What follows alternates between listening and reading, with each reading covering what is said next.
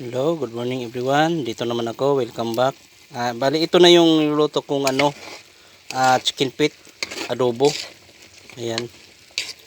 Kasi harvest time ngayon, kaya nagluto ako ng ulam para sa harvester. Ay, hinintay ko yung mga bata na darating. Kaya nilutuan ko sila ng ng paanang chicken. Ayan, adobo. Ito, pakupsan ko na lang to. Okay na to. Pakupsan na lang para medyo malambot yung niya. Yung siyempre yung laman ng yung chicken feet.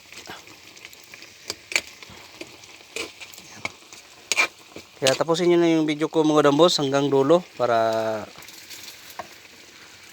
sabay-sabay tayong kumain ng chicken feet. Kasi namimiss ko na kasi ito eh. Tagal-tagal ko na rin kasi hindi nakakain ito. Kaya ito, magkain na naman tayo ng uli. Kasi nagluluto na naman ako.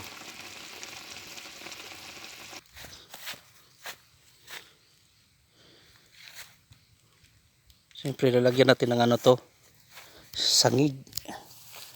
Yun. Pang pasarap. Yun. Kayo mga dambos, may tinanim ba kayong sangig dyan? Masarap to sa sa manok. Adobo or sabaw or tinula. Namit to siya. Kaya dapat mayroon kayong tanim na sangig.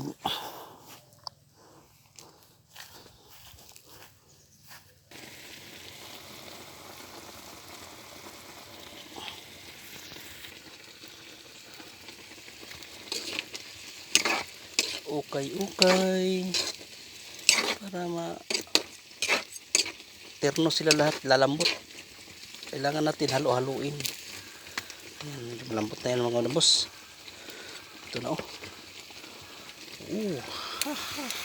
Uy, sayang yung sauce.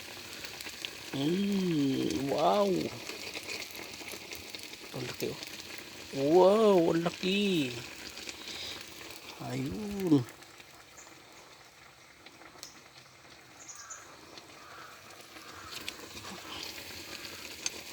palambuto na lang konti, palambuto na lang konti.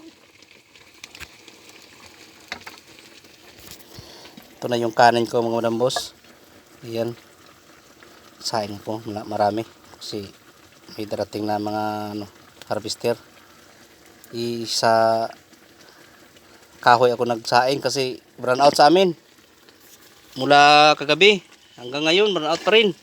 Wala kaming kuryente, tapos malulubat na yung mga sipi ko. Yung isang sipi ko lubat na taon pod. Kaya okay, hanggang dito na lang yung video ko mga madambos. Thank you for watching.